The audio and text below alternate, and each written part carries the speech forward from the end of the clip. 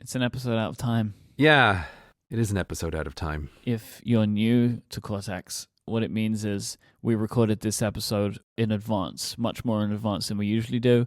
We'll get into why later on, but what that means is things get a bit weird.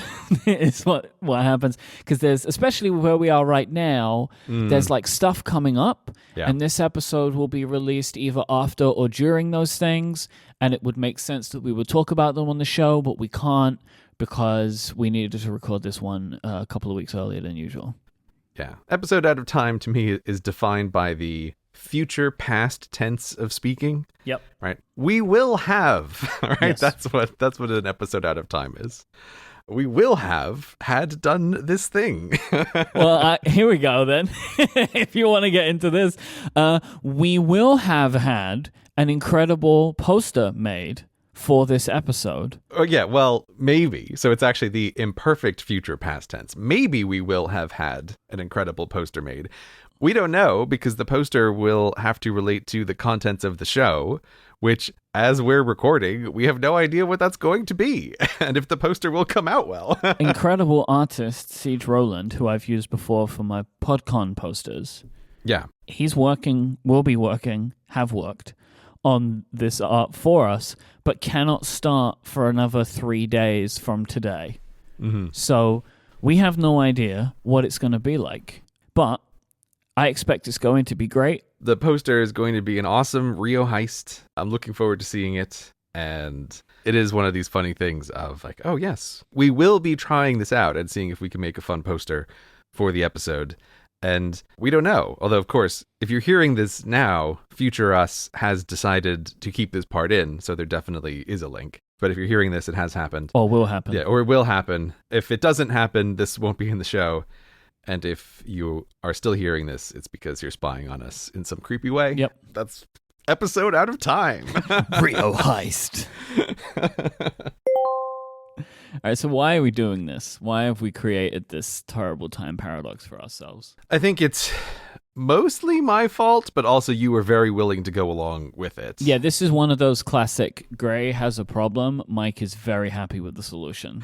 Yeah, so you are in the world of podcast-a-thon planning. That's what your life looks like right now. Oh, there's like, I mean, knee-deep in podcast-a-thon planning with an, at the time of recording, imminent announcement of an iPhone event.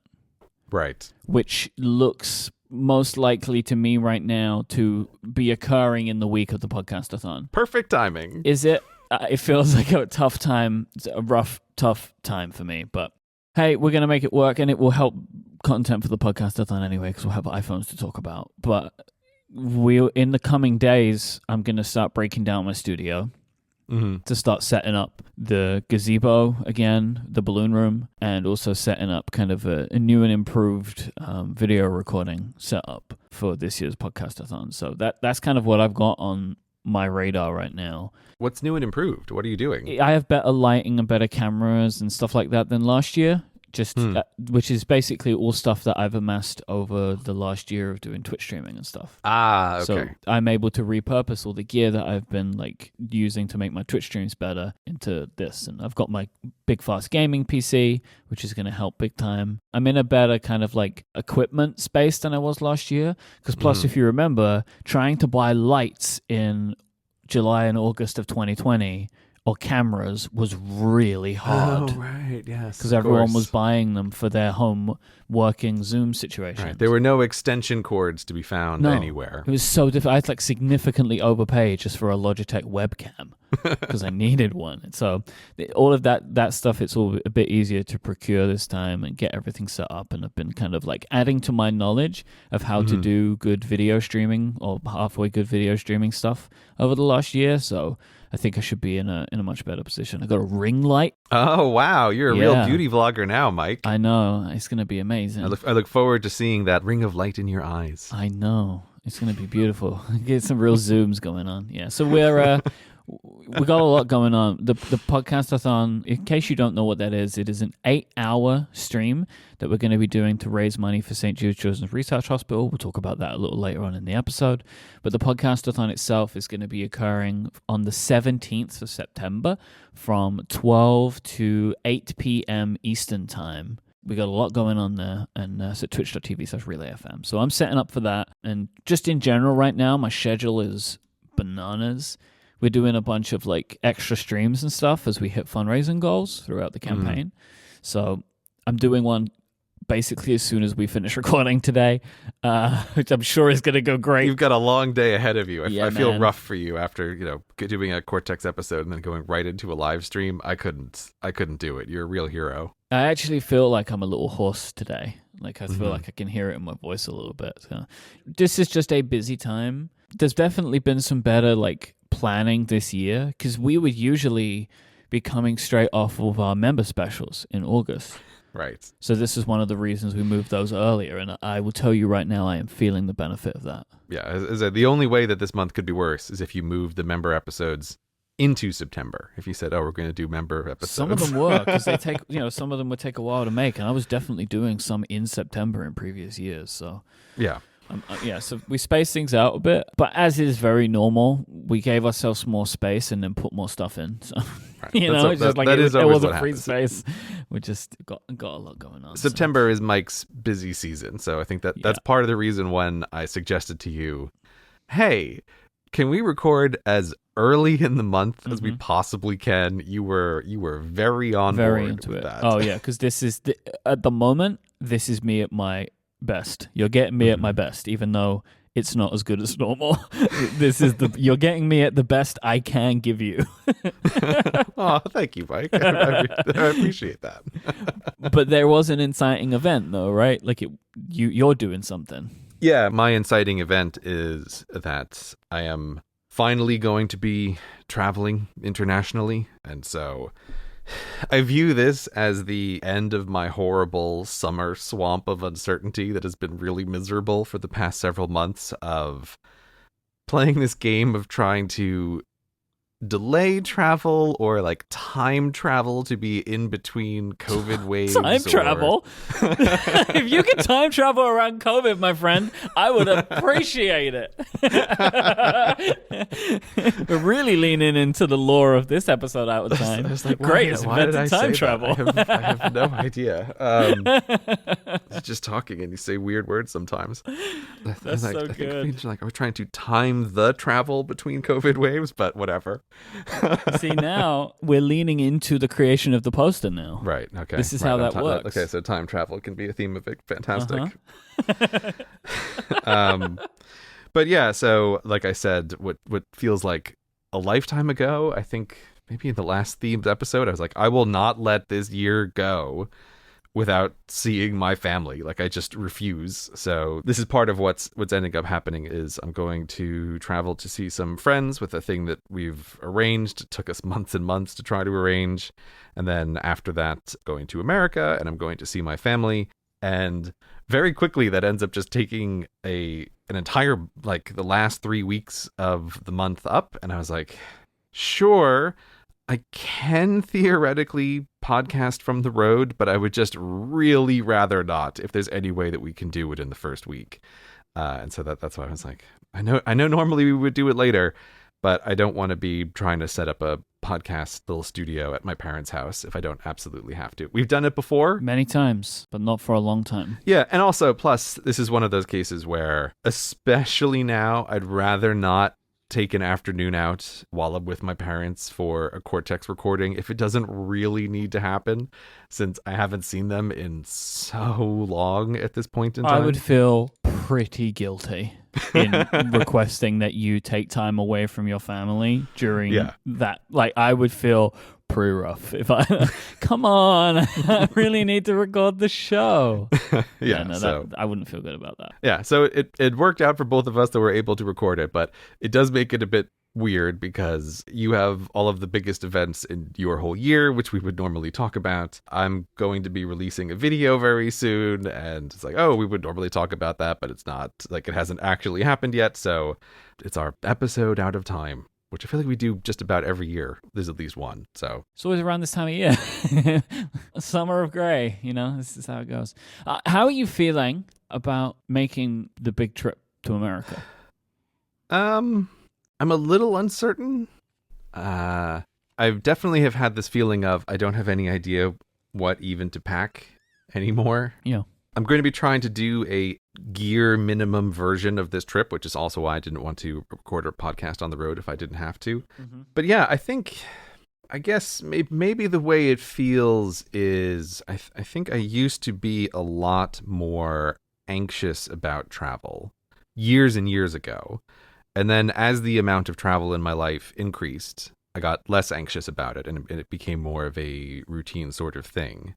And I think now I'm feeling like I did years ago with just the uncertainty of everything, especially with all of the COVID restrictions. Like, it could very well be that all of this gets canceled if a COVID test goes wrong. And I feel like I hate that kind of stuff. Of that. Yeah, there is a little swab that decides whether all this is happening or not. And the outcome of that swab at any point during the many times you need to take one could change everything. Yeah, I think I according to the current plan, I need to do 3 COVID swabs or 4 before I can have the full green light to see my parents with the way the travel's working out. Mm-hmm. And I just hate that. Mm-hmm. I really hate the uncertainty of that. It's rough. I haven't done the first test yet. I think I'm doing it in a couple of days. But yeah, so I feel like this has brought back in all of this feeling of uncertainty around travel that I just don't like. So I felt this. Mm-hmm. I felt this too. So we spoke a little bit in the last Cortex episode about the fact that I had taken a trip to see some family in Bucharest. Mm-hmm. And the way that you're explaining this now too is kind of hit on a thing for me. Now, me and you were business travelers, right? We would travel many times a year for business, right? Mm-hmm. And in doing that, you establish rhythms and you become comfortable with it. I think what COVID has done, I expect for many people who are in similar situations to us, is knock away all of the benefit. Like, I remember what it was like when I used to travel before I traveled regularly, and how, like, I was uncertain about everything. I was nervous about everything. I didn't know how it was going to go. What papers do I need to bring? I'm back in that. What COVID has done and the amount of time it's been since we traveled frequently, and we've just added uncertainty, has basically removed all of the benefit that I'd gained for being a frequent traveler. Yes. Yeah. 100%. And I'm now back to where I was in 2014 or whatever. Yeah. Like I've had this anxiety about this stuff is so in the UK, you need to get this international pass for proving that you've been vaccinated. And I have spent 3 weeks attempting to get this pass in time of like, oh, you can order it and they'll send one to your house, and it doesn't. Or you can try to verify it through your phone and you can get a copy, but the verification doesn't work. And so I've had this like slowly increasing level of anxiety of, oh, I'm doing this 3 weeks in advance, so I've got plenty of time to get this one like Soviet-style travel document that I need to leave the country. Papers, please. Yes, exactly. And like, oh, great, I've got plenty of time. And it's like, oh, a week later, it hasn't arrived. Okay, well, I'll submit it again. A week later, it hasn't arrived. Okay, I'm going to try to do it this other way. And as I've mentioned before on the show, there is some problem with my particular NHS records that constantly flags up these weird issues. And so I was trying to do everything just purely electronically and getting these bizarre messages where they're like, oh, you don't seem to be registered with the NHS. I was like, oh my God, like, please just give me this piece of paper so I can travel. Yeah. I actually just got it yesterday, but I was literally minutes away from resorting to begging on Twitter. Like, is there anyone in my followers? Oh boy, it got bad. That's when it got really bad. Yeah. But I was like, I am very close to doing this, to be like, does anyone on Twitter work at the NHS technical support to like fix whatever this problem is so that I can fly out in 3 days? Like, I've spent 3 weeks trying to get this stupid piece of paper and I've just run into all of these. Like, that to me is really what travel used to feel like. Yes. Everything is this one-off. You don't know how it's going to go. And also with travel, it's like, it's why you get to the airport way early, because you never know what the variants and delays are going to be like. And this is what this felt like, of like, oh, great, I started 3 weeks ahead of time. I thought I had more than enough time, and I actually made it with 3 days to spare, which is way too close for comfort to get this piece of paper. Yeah, like, I agree with all of the reasons for having this documentation, right? Like, I think proof of vaccination for travel, I think, makes a lot of sense. And it can help make things easier for you on the other side, right? But it doesn't take away the fact that it is an increasingly and incredibly complicated procedure. Yeah. And when it doesn't work right, then what are you going to do, right? Yeah, and the other level of anxiety is, so I'm going to Europe first before I'm then traveling straight to America, and just trying to work the logistics of getting a COVID test in time to be able to take the flights. And it's like, oh, I'm in a slightly remote area, so this is difficult. It's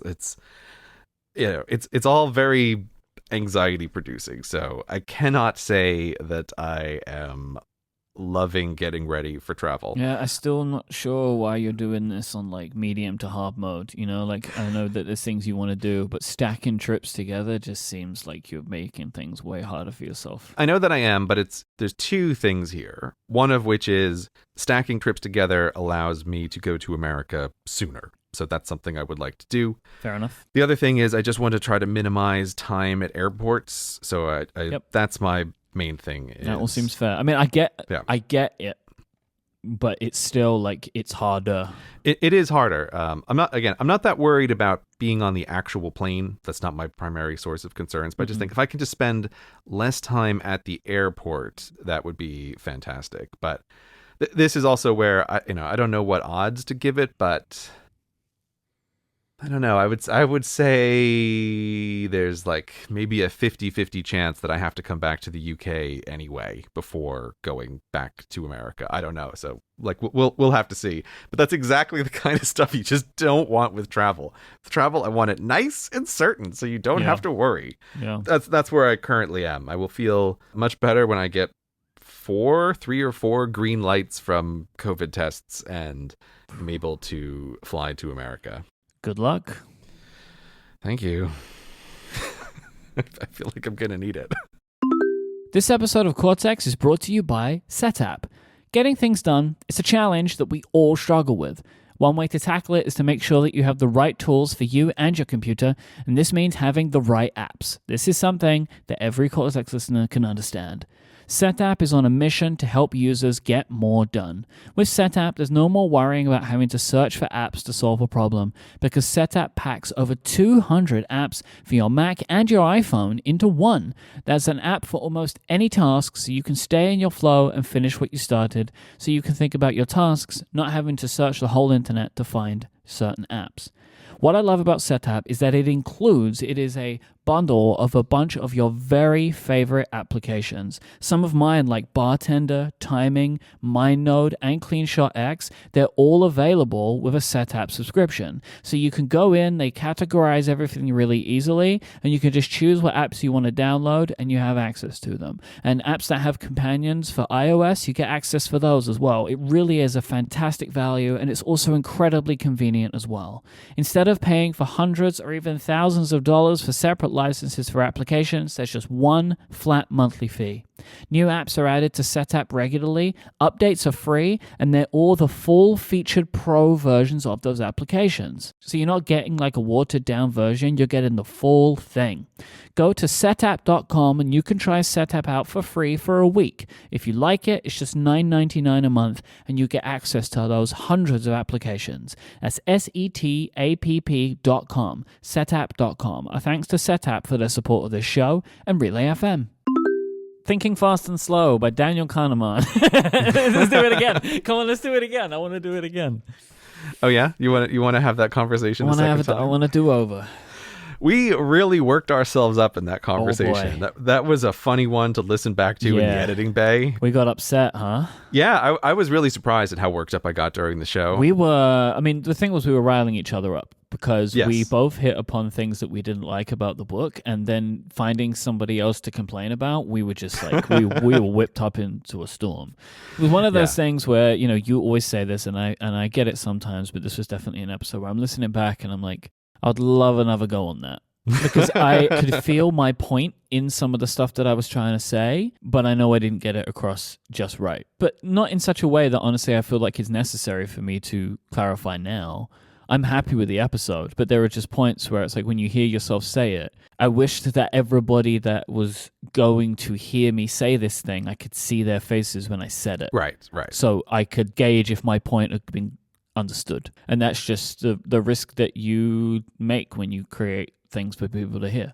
Yeah. Well, and also I think it's very clear that we also sound riled up, right? Like you can just hear the riling up increasing. And so I do think that helps in people's listening. It was just very funny. Like I didn't realize how annoyed I was at the book until we started talking to each other. And they were like, rah, this is terrible.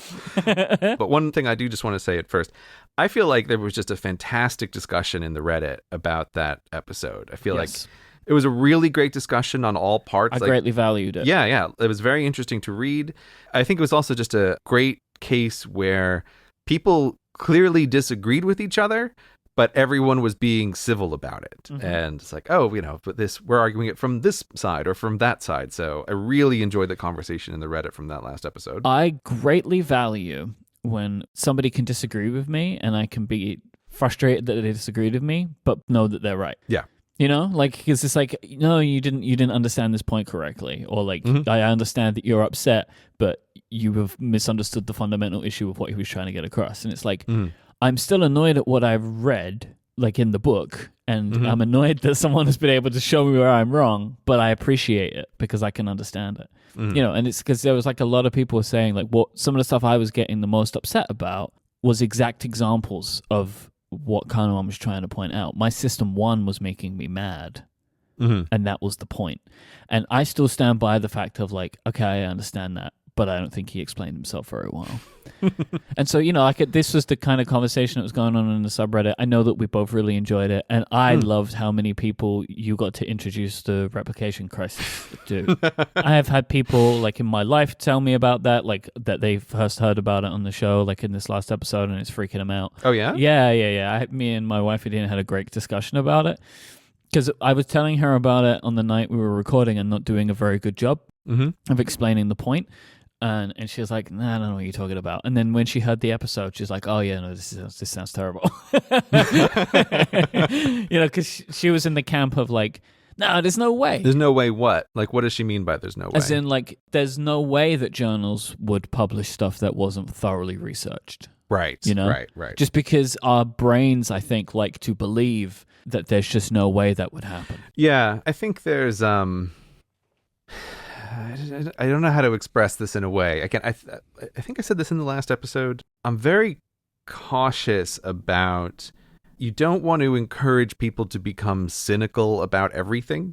I think a cynical and reflexive disbelieving in things is worse than a credulous believing in everything. Like, I think there's a way in which that can be much worse. And sometimes when you talk about these things, it's very easy to give the impression that everything published is totally wrong. And that's not what I'm saying here.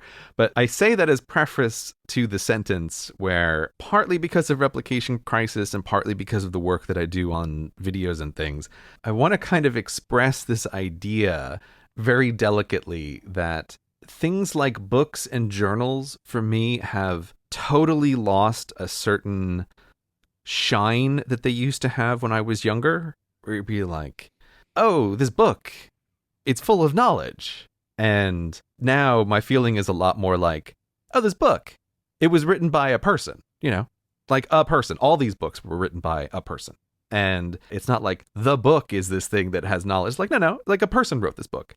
I know people who write books, and I just look at it very differently in this way that's a little bit hard to articulate. And that also translates to these papers and journals that get published. It's like, yes, it's a scientist who's publishing this, or a social scientist who's publishing this, but they're a person, right? It's not true. It's not automatically true that this is the case. But I'm sometimes just hesitant to express this idea too much because I think people can trip over into cynicism too fast. I think we put weight in the idea of something sometimes too heavily.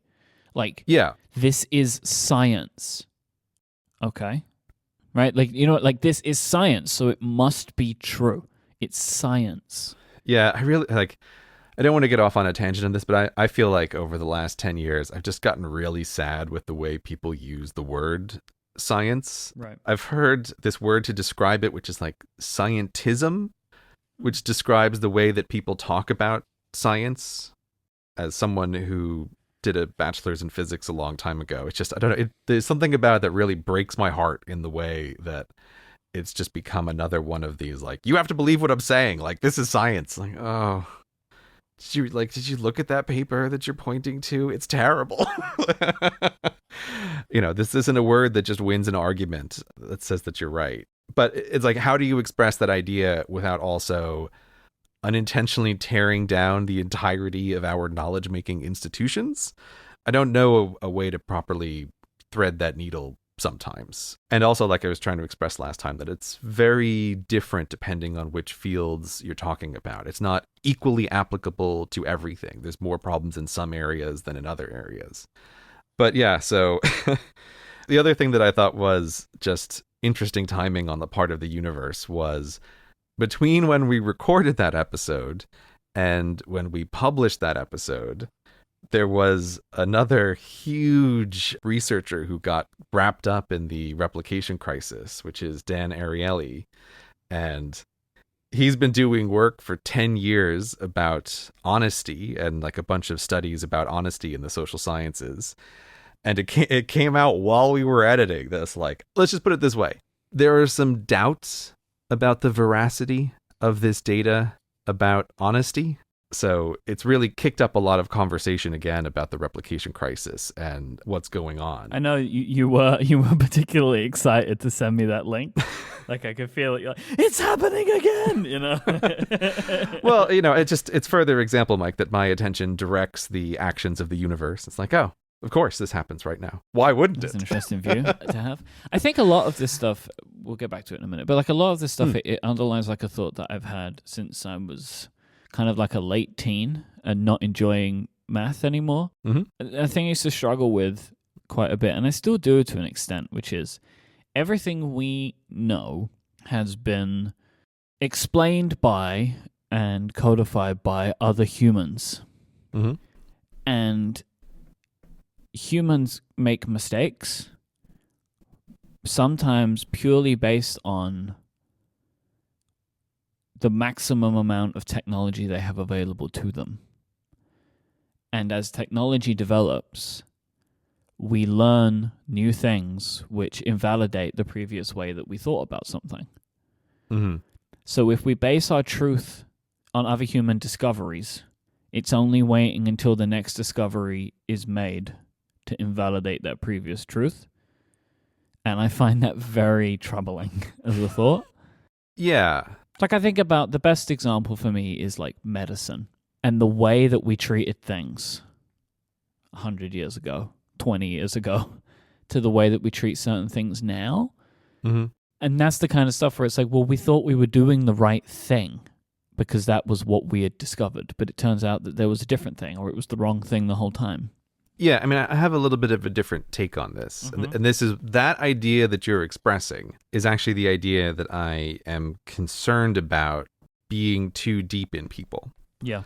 And it's because, again, I know the social science people hate this, but you have to suck it up for a minute that your field is terrible and doesn't replicate. And medicine has a bunch of particular problems. But in general, the path of knowledge, the more you get down towards the fundamental pieces of the universe, the more it is like we are approaching building a model that represents what the universe is like. And this is why like physics is really at the bottom of this, where you can look at the history of physics and go, oh, yeah, there's the Copernican revolution, and then there's the Newtonian revolution, and then there's the Einsteinian revolution. And I think it's easy for people to get the idea in their heads that, oh, everything was wrong, and then Einstein came along, and now we think everything that Einstein said was right, and we're just waiting for the next person to come along, and then it's all going to get turned over again. But in the physical world, when we're talking about those kinds of changes in science, what we're actually talking about is very small changes in increasing edge cases of how does the physical universe work. And so, Einstein comes along with his theory of general relativity. And sure, there's a way that you can say, oh, Newton's formulas of motion, they are now wrong, but they're only wrong for objects that are approaching the speed of light, right? Which is something that Newton just totally couldn't have known about. And so Einstein and Newton completely agree on the physics of how do objects move at everyday speeds and everyday sizes. There's like a refinement that's gone on there. But lots of sciences are not like the physical sciences. And that's where there is this difference. And I think medicine is a particularly interesting case because for a huge period of history, basically until the Spanish influenza in about 1912, you could kind of say that all medicine was just random, ineffective guessing. Like, for the most part, medical treatment was just a total roll of the dice before 1912. And in 1912, we then learned some very basic things about hygiene and the germ theory and communicable diseases and sanitation. And we've reaped huge rewards from that over time. And it's like, why did we reap rewards from that? Because what we learned about medicine represents the physical way that the world works. Like, we have a better understanding of that. But some of the modern medicine stuff doesn't work out as well because you're trying to measure like very small effect sizes across large populations. Medicine is just an intrinsically messier field. It's a lot harder to know certain kinds of things. The joke about this is always like, are eggs good for you? Are eggs bad for you? Right? But if we were to discover, oh, there's definitely a measurable effect that eggs are bad for you, it doesn't like overturn, but we know washing hands is good. Like, it's incredibly unlikely that we're going to discover at some point, oh, we were just making a mistake about washing hands. And the reason it's unlikely we're going to make a mistake about that is because it's built on a physical model of how does the world work. Like, we have evidence that germs exist. We know the physics of why does soap kill germs? Why does it break cell walls down? Like, we know all of these things, so you should be building up a stronger and stronger knowledge of how does the physical world work. But the further you get away from the physical world, the more you can be certain that the knowledge is uncertain. And that's what brings us to the social sciences, which are trying to study the interactions between humans, which, while, yes, at core, humans are just made of atoms and atoms follow physical rules, it's like, yeah, that's great. It's technically true, but it's totally useless for talking about humans. So the way that we actually have to talk about how are humans under these circumstances? When do humans lie? When do humans act greedy? When do humans cheat each other? Like, all of these things that we study, the uncertainty there is just huge because you're not really dealing with a physical world system. And it's why it's sort of brutal to say, but particularly in the social sciences, it's like, oh, if Einstein went back in time and could talk to Newton, he could teach Newton a lot about physics that Newton would understand and go, wow, that's amazing. But if social scientists go back in time, they're really just going to have like an ideological argument with their predecessors. They're not going to have so much like a, here's the improvement we have made in the physical model of the universe argument. So I do believe that there is great value to be found in this kind of work, but it's the way that the conclusions are presented is the important part, I think. Yeah, so yeah, part of the problem here as well is when you talk about the social world is it's people talking about the results. So one of the things that I got a bit of criticism on the last episode was, why do you not get this angry at people for the business books that you read?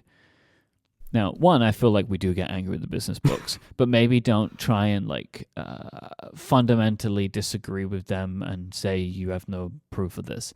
The reason that Thinking Fast and Slow specifically perturbed me is that everything that was being posed in this book was being posed as science, where typically in the books that we read, they are posed as somebody's opinion or things they have observed. Yeah. And they say, from these observations, I have drawn this conclusion, but they are not trying to suggest to me that it was done through a series of scientific experiments. And that makes a difference for me, because now we're talking about, in the effective executive, is like, here's a bunch of ideas that I've come from my experience, which I like that kind of thing on a general level.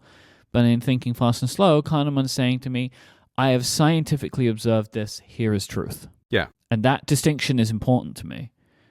Yeah, I think it's like listening to people talk about productivity. Like, it's something I enjoy doing, listening to how people work.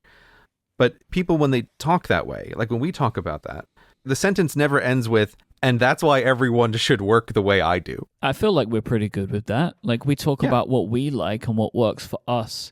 But I don't think we've ever said, like, this is the way to do it. Like, this is the app. This is the system. If you're not doing it this way, except for the theme system, of course, if you're not doing it this way, it's all a mess for you and you won't make it work. But even the theme system is very flexible, right? On purpose. That's the point of it, right? For this reason, because of our tastes, right? Which is why I've never defined, like, in this box you write this, in this box you write this, because that's not how we work. Like, that's kind of the whole point, because I bristled at so many of those things out there because they were trying to put me in boxes, as if to say, like, your life will improve if you do it the exact way that we want you to. And I don't like that kind of stuff. But and I feel like as well, like, we have, I believe, shown over time with the way that we get our work done that we change. So we would never say, like, this is the only way to do it. And that's, I think, the main thing that frustrated me, because I do feel like, as I say, I feel like there is value in the social sciences, but we need to understand that they are flexible and much more opinionated than physical sciences. Yeah, I mean, I can't quite get behind that sentence, because I feel like that's a sentence, if you write it down, I go, what does that sentence mean? What is that sentence trying to say? What I was trying to say there is, I feel like, at least from my limited experience, that, say, some of the stuff in Thinking Fast and Slow, he will observe something and then say, I believe it means this, basically. But the I believe part is taken away. I'll give you a sentence that I highlighted last time, and I was sad that we missed over it. Okay. Kahneman has an amazing sentence. I think it's at the end of chapter 4, where he says, disbelief is not an option. These results are not made up, nor are they statistical flukes. You have no choice but to accept that the major conclusions of these studies are true. I hate that so much. Like, that is... What a claim, man. What... Like, the reason that really stuck out to me is I thought, I've had the experience of working with physicists who would not make a sentence that strong. Yeah, it's like, if you tell me this, I am not going to believe you. You have no choice but to accept that the major conclusions of these studies are true. It's amazing. And considering everything that's happened since, that sentence is extra amazing for a bunch of reasons. But it's like, we weren't just pulling out of nowhere. Kahneman is telling you, like, these things are true. You have no choice but to just go along with it. He literally says, disbelief is not an option. It's just like, I've been in churches that wouldn't make that sentence, right? It's crazy. And I think, again, it's just like, what annoys me is I've really taken something away from System 1 and System 2. Like, over the last few weeks, it's been popping up. Like, I've done a thing, and I'm like, that was System 1 way of doing things. Like, I just reacted immediately without thinking, And, like, so I genuinely believe that there is value in this book. It just wasn't presented to me in a way that I was comfortable with. Yeah, it wasn't. And then you made it worse. and then I made it worse. And so I do, with the Replication Crisis, I do just want to follow up just a couple of things that I think were interesting for, like, after the show and what happened about the book. Not just that, now the universe is tossing up the Replication Crisis again. And so a bunch of like writers and podcasters I follow are also talking about it because of the Dan Ariely thing, which I can just say is an interesting case of, there's a question of, did this major researcher fabricate data? And who knows if it's true? I don't know if it's true. I haven't looked into it that much, but it doesn't matter to me because it still gets to the heart of the Replication Crisis, where one of the most high profile researchers no one tried to replicate his results for 10 years. And it just stood as a thing where people are like, oh, it's true. Yeah, it must be true. And it's also like, it doesn't matter whether he lied. Someone will. Yes. Somebody's going to, because they're human beings. Yeah, exactly. You have to know that when people's careers depend on publishing papers that other people cite, there is going to be an incentive to make interesting citable papers, which does not always align with the incentive of accurately describing how the world works. So if you can write a paper that you know will, 1, get a lot of attention, and that 2, people in your field will love and want to link to, there's a big incentive to write that paper, even if it's not based on anything. But so just a couple little things I just want to mention that happened since the book was published that I think are great, and then we could just kind of close this forever. But so, where is the link? I stumbled upon, there's a great blog post that tries to summarize a whole bunch of the replicability of Kahneman's work. Oh yeah, there it is. So it's this replicabilityindex.com wrote this article a couple of years ago called Reconstruction of a Train Wreck, How Priming Research Went Off the Rails. Oh my God, that title. So it's an interesting article. We'll put it in the show notes. I won't go through all of this, but just a couple of things that are interesting to point out. So the title actually comes from Kahneman. So my guess about this book being published right at the end of when it was possible to publish this book looks like it was correct, because the year after it came out, when people had lots of suspicions about these sorts of studies being replicable, Kahneman wrote an open email to his colleagues who had done a bunch of this work. And I think this quote from this email is astounding. So I'm just going to read this. This is from Kahneman in an open email. As all of you know, of course, questions have been raised about the robustness of priming results. Your field is now the poster child for doubts about the integrity of psychological research. People have now attached a question mark to the field, and it is your responsibility to remove it. All I have personally at stake is that I recently wrote a book that emphasizes priming research as a new approach to the study of associative memory. Count me as a general believer. My reason for writing this letter is that I see a train wreck looming. So that's where the title of this article comes from. Do you not think it might have been your fault then? I mean, I think that is a very interestingly worded open email. And it's worth, I think, the quote here, it looks like it has been in this blog post because there's a lot of ellipses. It's been like chopped up. Yeah, it is a chopped up quote, which is fair to say, but I still think like the basic sentences there are conveying a certain idea that Kahneman has reinforced at later points in time. But so it's this really interesting thing that goes through and tries to talk about what is the replicability of the studies that are in the book. And the bottom line is the researcher comes up with this score of a replicability index where you can say, oh, if a paper scores below 50, it means that it was probably the result is by chance. And the average score of the studies cited in the book is 14. It's a 1 to 100 scale. It's brutal. Like some of the specific studies are scored at like 6, which is like you can say, oh, it's almost certain that this will never replicate. Okay, this is a little complicated, I think, for me to get my head around. But basically what you're saying is you have a score of up to 100, right? Imagine it's like a math test or whatever, and Kahneman's work scored 14 out of 100. Yeah, well, again, it's not his work. It's the things that are being cited in the book. The things that he is showing in Thinking Fast and Slow. Yeah. Is that what he's saying? Yes. You're trying to do a statistical analysis, which says you can use a combination of things. You can say, what is the strength of the effect that you're trying to measure? So if an effect is very strong, you should be able to measure it with fewer people. And then they're saying, what is the number of people that you studied this effect on? So you can use those numbers to come up with a rough, how replicable might this be at all kind of score. And so this is a little bit of what I was talking about last time, where you just like people who are not good at math don't make it in the physical sciences, but you can make it in the social sciences. It's really interesting. So anyway, this article goes through this whole thing. It is there's no other way to describe it. It's brutal. Like the description of the studies and the likelihood of them replicating is brutal. The number of them that have never been attempted to be replicated, it's absolutely awful. But what's really interesting is that Kahneman himself actually replied to this thing.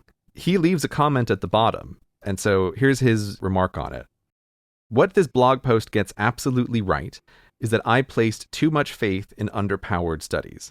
As pointed out in the blog, there is a special irony in my mistake because the first paper that I published was about the belief in the law of small numbers, which allows researchers to trust the results of underpowered studies with unreasonably small sample sizes.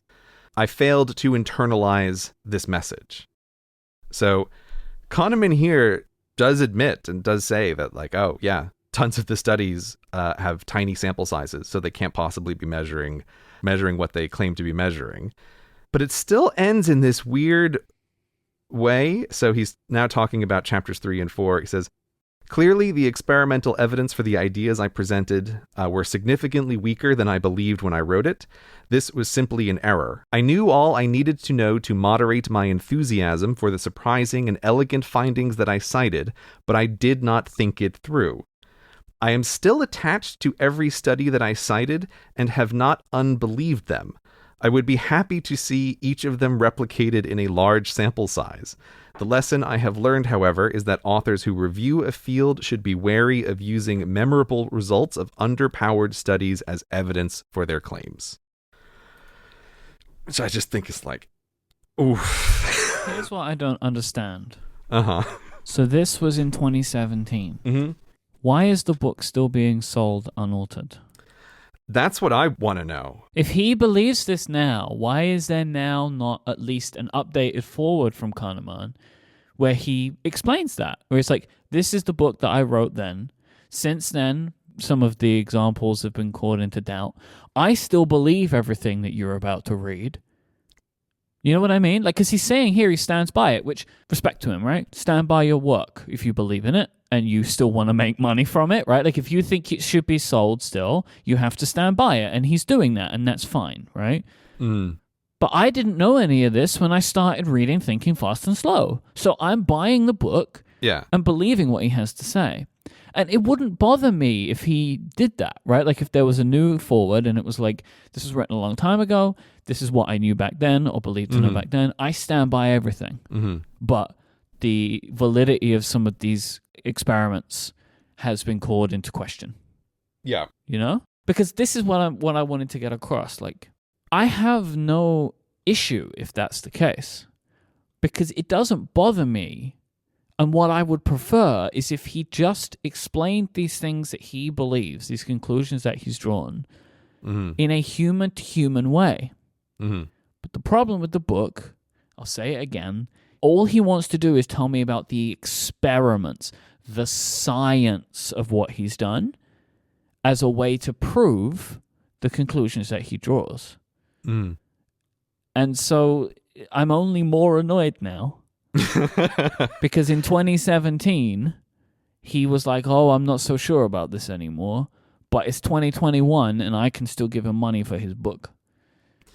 Yeah, that's the thing that I going through this and reading his responses, they're carefully worded sentences, but I was surprised that the current editions of the book make absolutely no reference to this. And like, I'm not saying the book shouldn't be sold, right? Like, oh, burn the book, take it off the shelf. I'm not right? saying that either. Yeah. But I feel like there should be some kind of reference to this.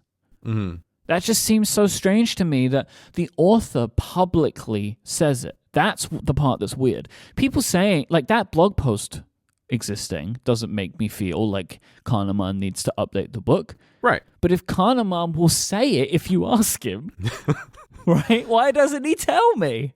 Right. This is the interesting thing. Like, people can criticize other people's ideas all the time, and the originator of the ideas cannot necessarily agree or whatever. But this is a case where it's like, oh, this brutal takedown of the work, and the author's like, I agree.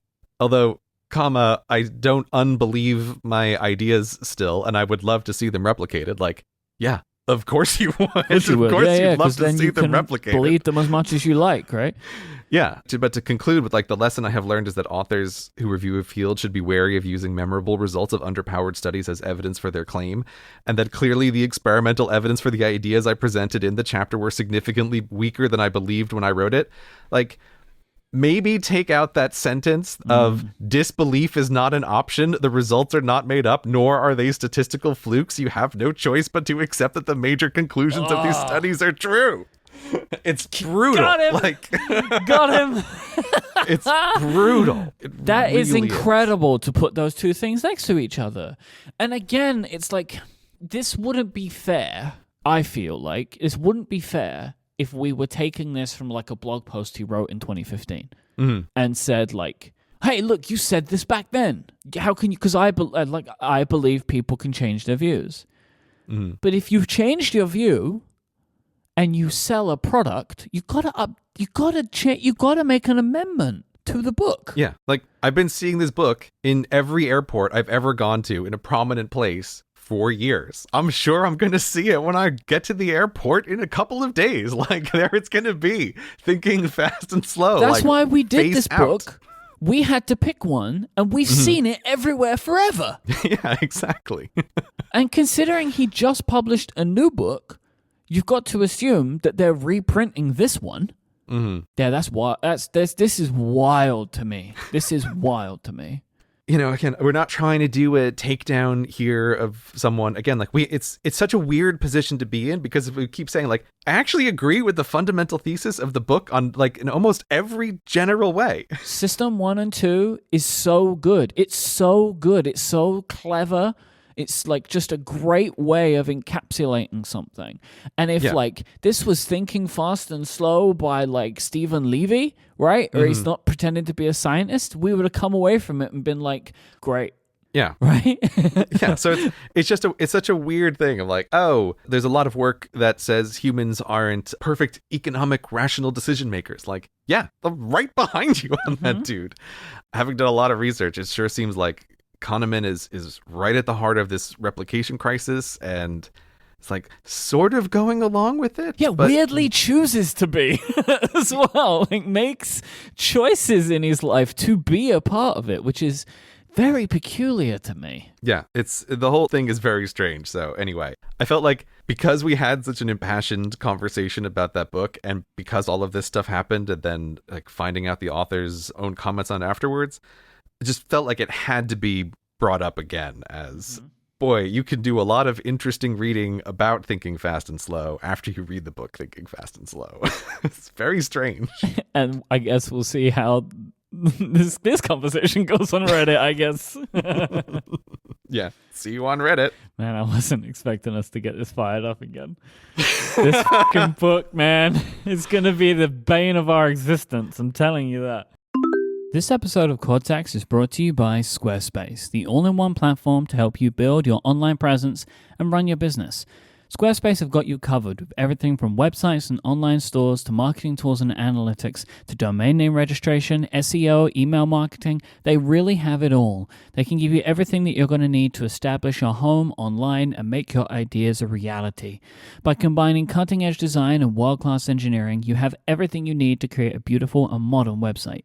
You start with one of their professionally designed templates, which can be used for so many things, from making a portfolio, publishing your next blog post, promoting your business, announcing an event, or even having your own store. And then you can use drag and drop tools to make it feel like your own. You customize the look and feel, the settings, even the products you have on sale with just a few clicks. And every Squarespace website is optimized for mobile, so your content's going to look fantastic on any device. You also get award-winning 24/7 customer support, so if you need any help, they're right there for you. And one of my personal favorite things is there's nothing to install or patch or upgrade. This is the kind of stuff that I don't want to ever have to deal with when I'm putting something online. And this is one of my very favorite things about Squarespace, is they make the process of starting a website so simple. Go to squarespace.com/Cortex and you can sign up for a free trial today with no credit card required. And when you're ready to launch, you just use the offer code Cortex and you'll get 10% off your first purchase of a website or domain. That's squarespace.com/Cortex. And then when you sign up, use the offer code Cortex and you'll get 10% off your first purchase. And you'll be showing your support for the show. Our thanks to Squarespace for the continued support of Cortex and Relay FM. Okay, so we are still in September. We know that to be true Mm-hmm. in our out of time.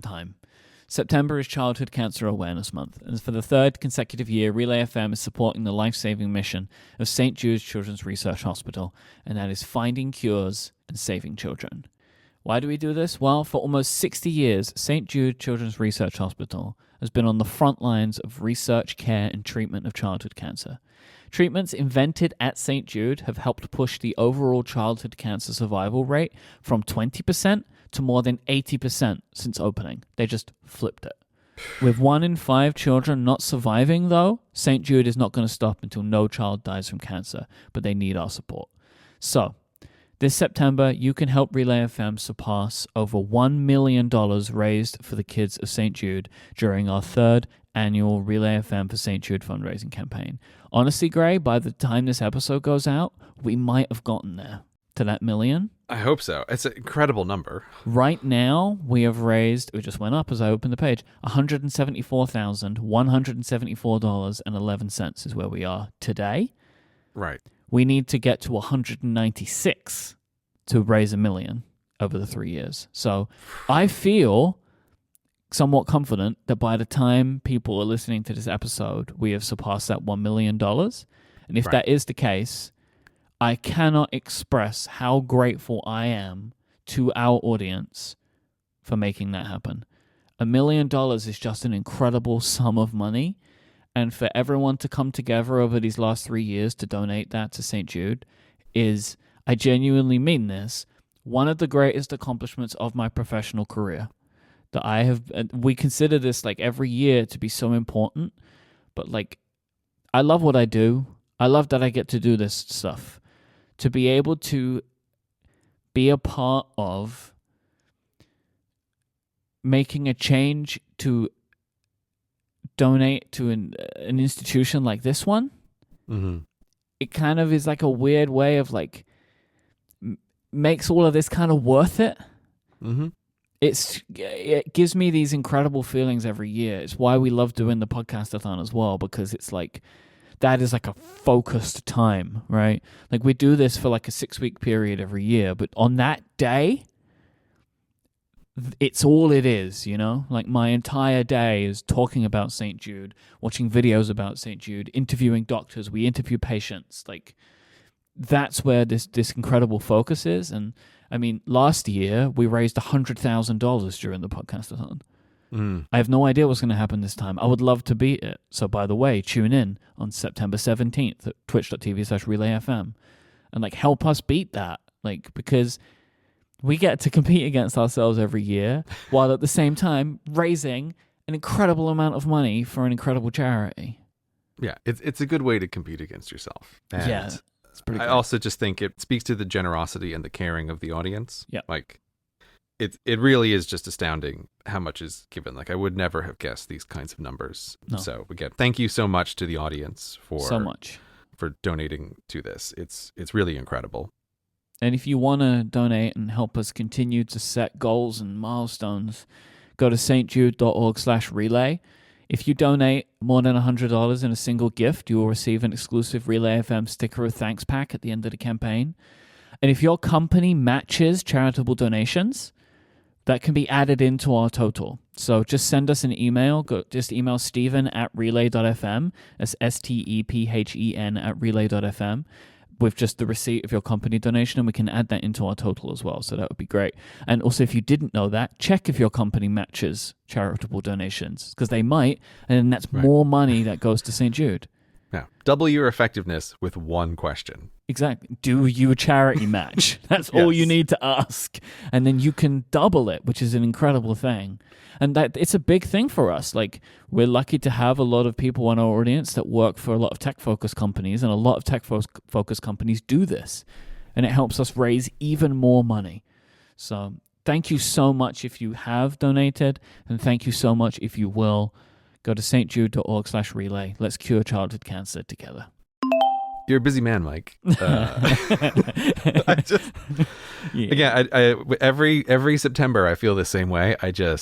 I don't know how you do all the things that you do. Yeah, I mean, I feel it.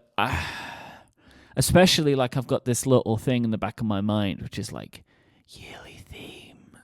Yeah, no, yearly themes are coming up. I feel that way too. I've started an Apple Note and I've started writing some things down.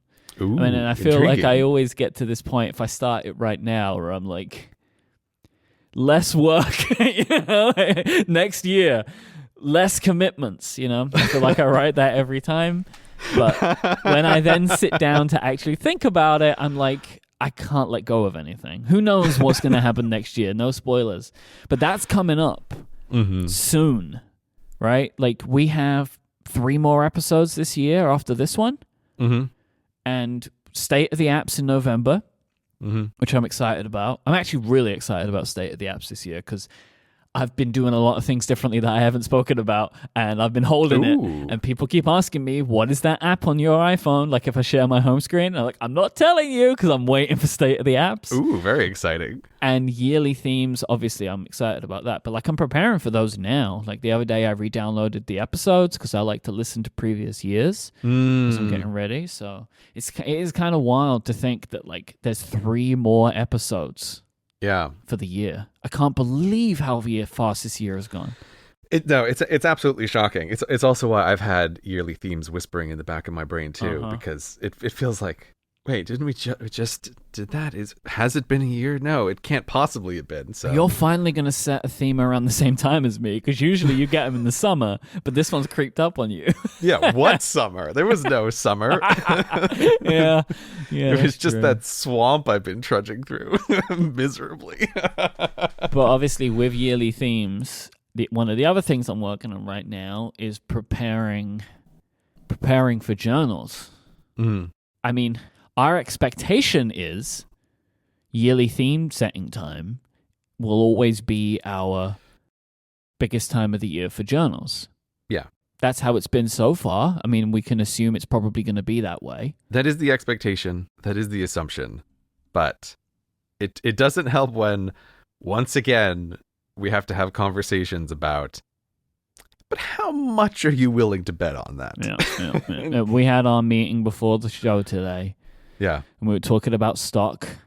And, it's going over paper shortages again. And we have right now more in stock than we have sold for this entire year in preparation for the beginning of the year, which logically would suggest we're going to be okay.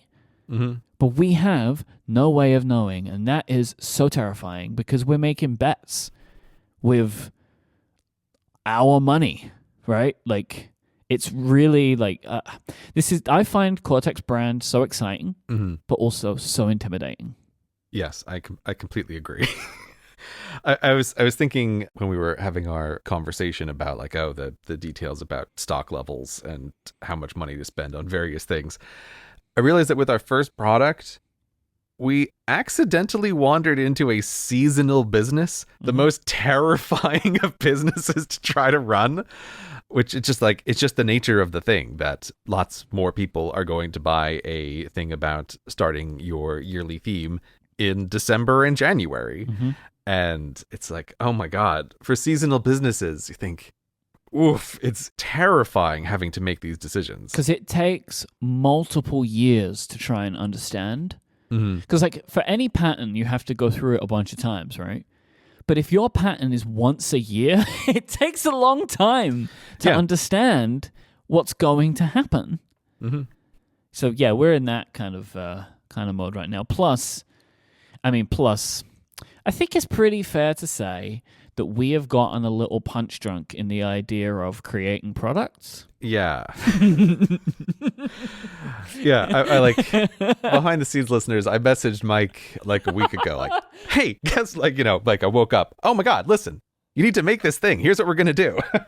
Because we have learned how to do things, like now we can't stop doing things. So right now, we are obviously working on our journal stock. We have an accessory that we're working on and a brand new product. Plus now, as of today, I'm going to start working on another one. And And we don't really know when these things are going to be available. Like, I had hoped I could maybe try and do it all by the end of the year. Gray told me that was the method of a madman. Yeah, I was like, veto on that. If you think all of this stuff is going to be done by the end of the year, you are a madman. Like, and that's a terrible idea. No. So, but we're working on stuff, and I actually want to try something out that we've not done before. And this is okay.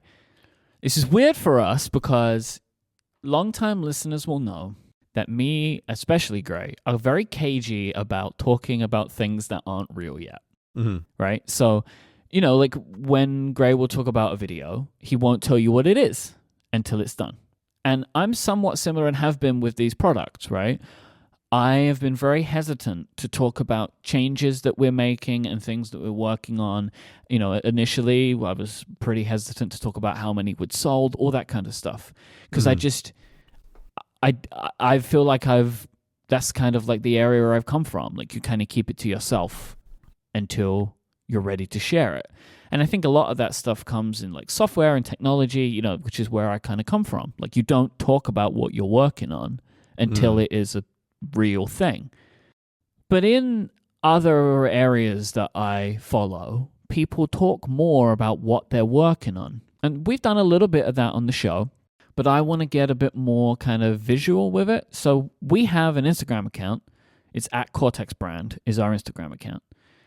And I am going to start now posting more behind the scenes stuff of products that we're working on, ideas that we have, and just see if people are interested in that. So if you like hearing us talk about this kind of stuff, maybe you would also appreciate that. So it's going to be on the at Cortex Brand Instagram account. So maybe that accessory new product that I was talking about, you might see some stuff about that. It also brings up an interesting point because obviously we're running Cortex Brand together. And this is one of these cases where people don't always agree on everything. And I don't agree with you on this. No. So Myke is a big proponent of this idea. And as the other person involved in this, I view the Instagram showing the behind the scenes stuff as a total waste of time and energy.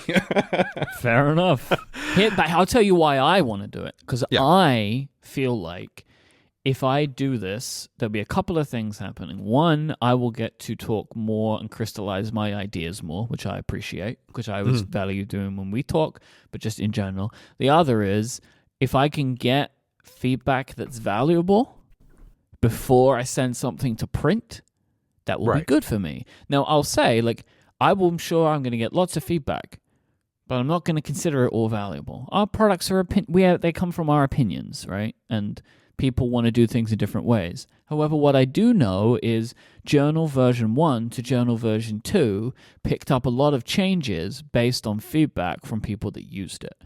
And I'm wondering if maybe people seeing stuff, they might be like, hey, does it do this? Or, hey, why don't you do that?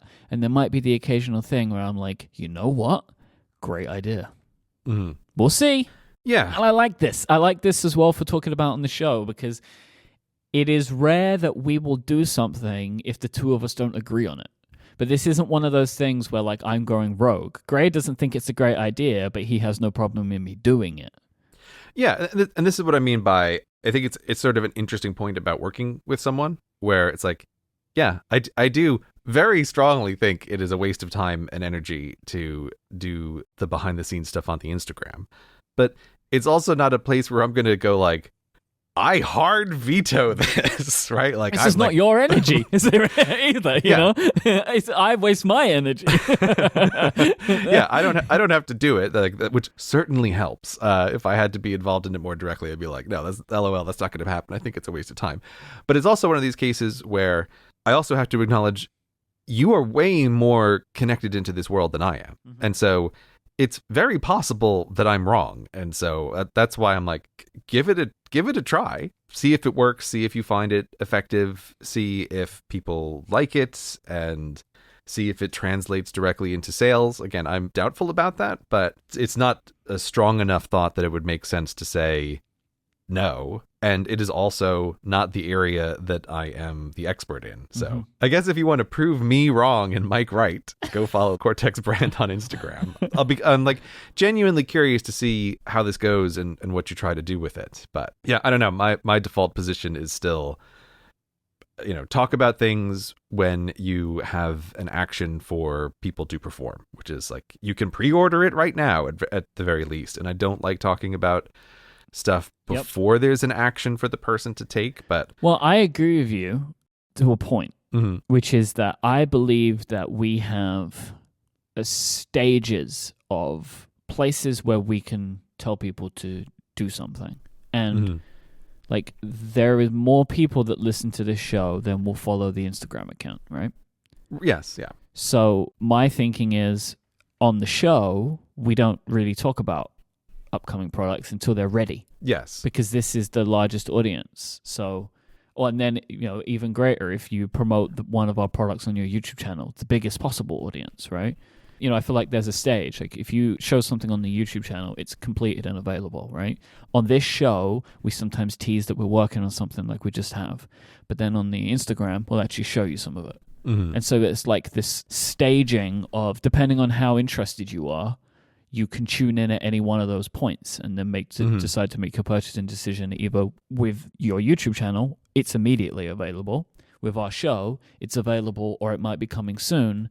In the Instagram account, this might never happen, but we're working on it, and maybe in 6 months you'll get it. That's how I think of it. Here's a design prototype on the Instagram. Yeah, and then it kind of like goes forward from there. And it's about how engaged are you with what we're doing here. And you can choose as a listener at any point in that process. If you just want to don't tell me about it until it's done, you're in the right spot already. But if you are intrigued about what it's like to try and do this stuff, then you can go there and you can get it. Which is why sometimes as well, like we've had some more detailed conversations in Vortex. Yeah. Because people that want to pay for more for the show are naturally more interested, I feel like. And so we've had some more details about upcoming stuff in Vortex. So it's like that's the stage. So I guess it would go YouTube channel, Cortex, Mortex, at Cortex Brand Instagram. Right. That's how I view it. TikTok? No. Have you ever played around with TikTok? No, I have not looked at the talk and how it ticks, so no. I've literally never even seen the app, so I'm very out of touch with TikTok. But I hear all the kids love it. Yeah, me too. Why do you sound so sad about that? I'm not sad about it. I don't want to like age myself out, But I do feel like it's maybe just not the social network or not the app I need right now. So I'm very much like a subscription box person, and that's exactly not what TikTok is. What TikTok wants to do is just serve you more content based on an algorithm. And I understand the algorithm is very good and like will show you the things that you like because you just engage with what you do and don't. I get it. But I'm very much like I have subscriptions on YouTube and I save the things I want to watch to my watch later. Like I'm very particular about that. Like I never watch videos from the YouTube homepage. I don't care about the YouTube homepage, Right. So no promotions on TikTok then. Not yet. I won't, you never rule it out, but no TikTok for now. This episode is brought to you by Fitbod, the fitness app that provides a personalized exercise plan, a fitness plan that actually fits you. Because when it comes to fitness, Fitbod believes everyone can be better. Whether you're working out a couple of days a week, or maybe a couple of times a day, it doesn't matter because Fitbod's algorithm uses data and analytics to help you build on your previous workout so that your next is scientifically proven to be better. Fitbod has been fine-tuned by certified personal trainers to bring the very best of strength training to you. And every single exercise that's inside of Fitbod has videos from these trainers showing you how they're done. This is something that I absolutely love. When I'm starting a new exercise or a new routine, I want to see someone do it and see how it's done. I get instructions, but I also want to see an example so I can compare as to how I'm doing it too. Your workout program in Fitbod will be tailored exactly to meet your own needs. This makes it perfectly suited to your unique body, experience, environment, and goals. Because it can be hard to know exactly how much you should be doing while exercising, so Fitbod figures that out for you, so you don't have to worry about under or overtraining, and it's also going to mix up your muscle groups, exercises, sets, reps, and weight over time. This is going to keep you in top form while also making sure that you're staying on the right path for you to help you take the steps that you want to become a better version of yourself.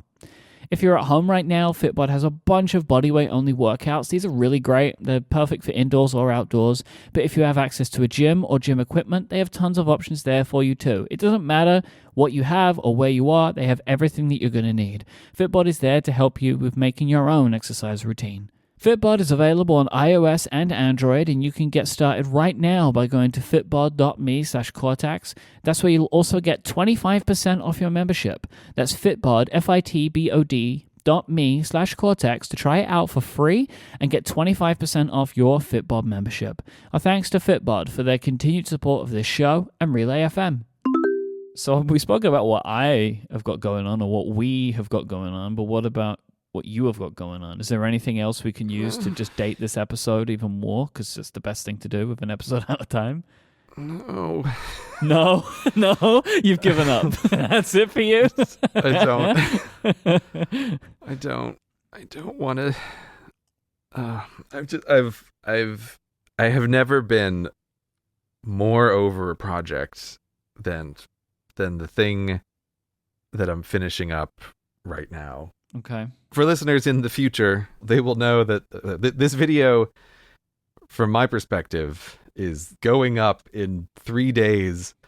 Come hell or high water, like I do not care. Right. There's no choice. Okay.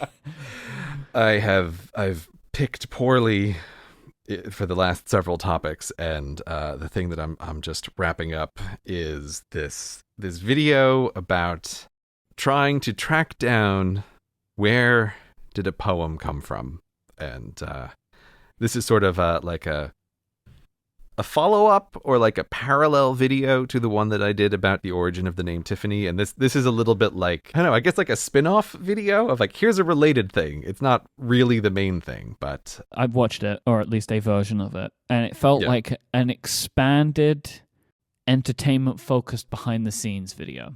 Yeah. So this is part of the problem with this project. Like, it's one of the reasons why I've just been very unhappy with this, because it's like, okay, so I created, when I do a main video, I now do these director's commentaries for the more complicated ones, where I can talk about a bunch of the behind-the-scenes stuff. And I'd originally thought that, okay, well, there ended up being this interesting thing trying to track down where did this one poem that mentions this name come from. And I was like, oh, I should probably talk about that in the director's commentary. This is perfect. But I realized, like, it's just too complicated of a story to try to be able to tell off the cuff. Like, even if I were to try to describe it to someone now, you know, like when you're doing a bad job telling a story and you go like, oh no, wait, but there's this part, this happened before, or like that happened later. It's very hard to do. So, like an idiot, I told myself, what I'll just do is I'm just going to make a casual video where I talk through, here's a more complicated behind the scenes bit about the research. And of course I say like an idiot because I'm not really capable of writing things casually. Like it's very rare that I'm actually able to do it. And so it just morphed and morphed and morphed over into this, from my perspective, horrible Frankenstein's monster of, is this a video that's just like casual extra information behind the scenes, or is this a main video? And it's kind of neither, and I hate it. It's like feature length for you. It's like 20 minutes long, right? Yeah, I'm trying to get that as close to 15 as I can, but yeah, the current cut is like 18 and a half minutes, which is, I think it's the second longest thing I've ever made. I mean, you know me though, like I liked this more than the name video. Oh, okay. That's okay. So I haven't heard you say anything about it, but that's, I didn't that's give you any feedback to on it, but to just realize this is your feedback. I like it. I like this one more. This is more my thing. This type of like, I love it when you get worked up right? You get real worked up in this one. And I really enjoy the mix of you and the animation. There's a lot of like backwards and forwards, like you're going out and like tracking down the information in these incredibly old books. Like I like it. It's interesting to hear. I have no perspective on this project. I'm kind of just assuming that it's going to really bomb on the channel. Like, oh, maybe the core audience will really love this kind of thing. But I understand that feeling. It doesn't have the thing because it's about a thing. It's not the thing. Yeah, exactly. Yeah, I understand. This depends on two things. You've watched the main video, and you're also a viewer who has some sense of who I am, which, like as we've talked about, I think quite easily 80% of the audience of my YouTube videos doesn't really have a sense of who I am as a person, or like even that there is a person behind these videos. So I think it just has two brutal strikes against it right from the start. So I wouldn't be surprised if this ends up being one of the real bombs on the channel, and really struggles in terms of view numbers for something that's animated. We'll see. But it is also just like I've totally lost perspective. I think there is no other time other than like the end of quarantine where this video would have happened. And I feel like this has some real going crazy in quarantine vibes in it. Of like, I just spent so much time on this thing, and it's awful. Well, this is kind of the perfect video for this episode because you're not sure about it and you don't think it's going to do well. And by the time this episode comes out, people will already know the answer to that question. Perfect. Yeah, exactly. People will know. As it is currently, I'm in the stage where it's this frustrating stage where the video is assembled enough that I can show people. Like I could send you a link and be like, oh, hey, here's a preview of the video. And most people I know go, oh, great. You should, like, when are you going to put it up? You should just put it up right now. And I go, no, I have 3 or 4 more days of making 1,000 tiny changes that to this thing. I mean, I will say it to you right now. I don't know why you don't just put it up right now. Like, I don't see any reason why you wouldn't put it up right now. That's what everybody says. But Myke, you don't understand all of the changes I have to make. There's just a sea of changes. No one ever does. Like it. Like all joking aside, there will probably be, I mean, considering very small things, but like 400 changes between now and when I actually publish it in terms of like tiny little things to adjust. Well, look, as somebody who shares editing projects with you, I'm not surprised about that. Yeah, because I see some of the things that you tweak. I'm like, you didn't need to do that. But I did, Myke. I did need to do that. None of them matter. I can assure you that breath was in the right place before. No, it wasn't in the right place before. You've done this to me, though. What do you mean? This. Oh, you've right. I've infected me. you. Yeah. Because this leaks out into all my. It's why I have to edit less now. Mm-hmm. Because I just cannot edit the same way that I used to. Yeah.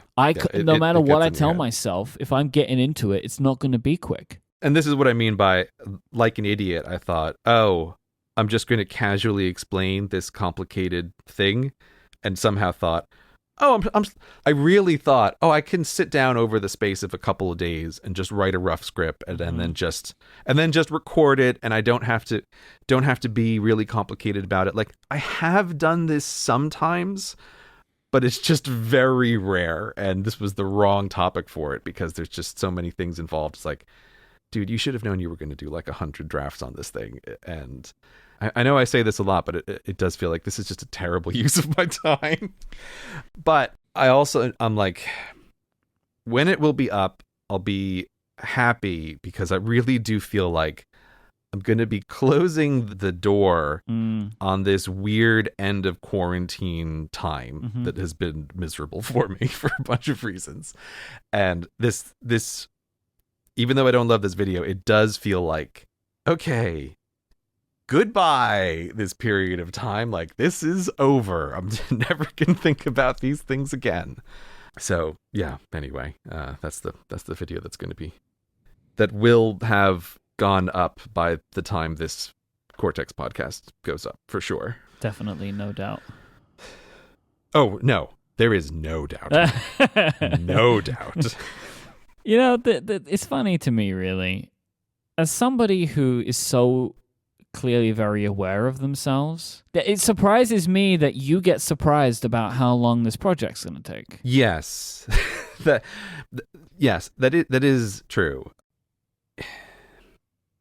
There isn't really an answer to this. It just is what it is, It is what it is. It's interesting because I knew that I wanted to have something for early September because of the travel, and just against, psychologically, if you make things, even though my channel isn't uploaded to super frequently, you just feel bad when it's been a while since you've uploaded a video. Sure. And I was looking into, my end of the year plans, and I thought, man, I know from experience that travel really impacts the ability to finish videos. Like, I can still do quite a lot of writing work, but all of the stuff that needs to happen to finish the video just really at this point requires, like, I'm at my home office with my equipment and able to do a bunch of things. Yep. So I was like, if I don't get something out before I leave, I'm going to just feel really guilty and miserable the entire time that I'm traveling, because then it will just have been too long. It'll be like 2 months since the last video went up, and then that can easily start to creep into 3 when you feel bad, and it's like, oh no, I want to avoid that. So I knew that, like, come hell or high water, there's a video early September. And I also thought, like, okay, I got to sit down and think about this. I've done a terrible job picking topics, and I think some of those topics in retrospect have properties to them which are foreseeable in the future, of like, oh, okay, stuff that involves ongoing legal situations with people who are alive. Don't be surprised if that's really messy. Yep. Or, oh, hey, history. You know the topic that you hate because everything is uncertain? It's never going to be fast, buddy. It just isn't, because you're incapable of reading a book that says something happened in the past without having to also find out where is the source for this claim. Like, that's just something I can't do, and it's why I can't really read those books, because it drives me crazy.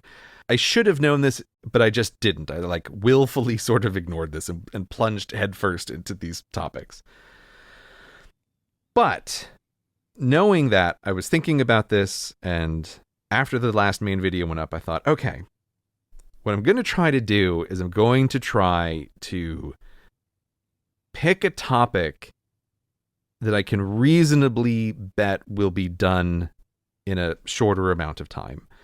And if I'm thinking about it, if I'm very consciously selecting the topics, I know the properties that are helpful. These are things I've talked about before, like constrainedness is a really useful property where, like, this topic can't spill over into other areas. There's some reason why it naturally fits into a little box. Like, the video about which planet is the closest is very constrained as a topic. The better boarding methods is, like, very constrained as a topic. And so I tried to pick something to work on that genuinely would be a fast and easy video that I could do in under a month, so I could have something in early September. Now, the spoiler here is that I was wrong, and I failed in that task.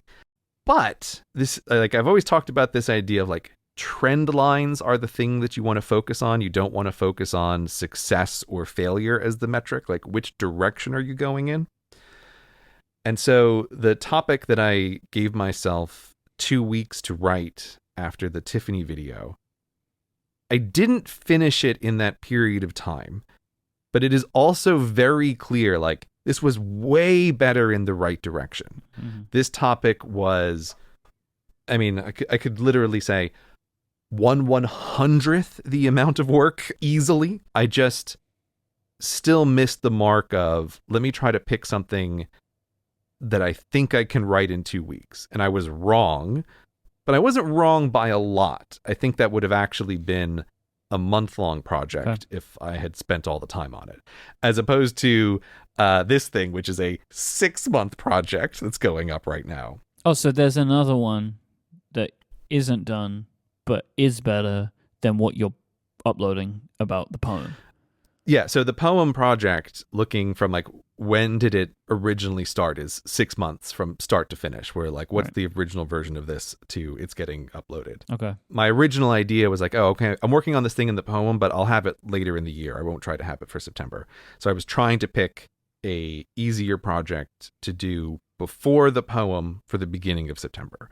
And this is where I failed, but I'm still pleased because like the trend line is in the right direction. Like I did a much better job of picking something that was constrained and that wouldn't explode all over the place. Mm-hmm. It's just because of my requirement to put something up before I went traveling that after 2 weeks, I had to look at it and make the call and be like, okay, what is the probability that you'll be able to completely finish this by the beginning of September versus spending the next 2 weeks to finish this poem thing, even though in theory you want to upload it later in the year. And it's like, I had to make the call of like, if I want something for September, I've got to finish the poem. So all of this is just to say, I think, and I'm really, really going to focus on it for the next few videos, I think I can be better at picking projects that won't explode in every possible direction. If the trade-off is like, I have to not just let 100% pure interest drive, like, oh, which way is the wind blowing today? It's like, yes. No. You've got to focus on like constrainedness, at least for a little while. Mm-hmm. I do like doing big, crazy projects, but 2/3 in a row, particularly at this time of year, has really just killed me. So I've got to change things up for the next couple months at least. Seems like it could be incorporated into a theme there. I don't know. We'll see, I suppose. Got a little bit of time left. We'll see. I have actually, before we go today, one hashtag Ask Cortex question that I felt like would be the perfect time to ask. Okay. This comes from Hunter. When you fly, do you prefer the window or aisle seat? If you need to get up, would you want to be the one asking other people to get up or the one who's subject to the asks of others? Oh my God. I have literally changed planes, changed my entire flying schedule around the ability to get an aisle seat. Like for me, it is very close psychologically of if I have to have a window seat, I find it so uncomfortable. I will do almost anything to fly at a different time. Mm-hmm. Window seats, it's awful. I cannot deal with it. I have to be able to get up whenever I want and not be trapped in the window seat. I 100% agree with you. Yeah, because it's reasonable. I'm aisle all the way. If I'm in a window seat, I feel pretty claustrophobic. I feel like I'm trapped in. I have no problem being asked to move because also I never want to ask someone to move. Mm-hmm. So I don't mind being asked to move because then I don't need to ask anybody. Yes, so I can and do plan travel around getting aisle seats. 100%. Very important.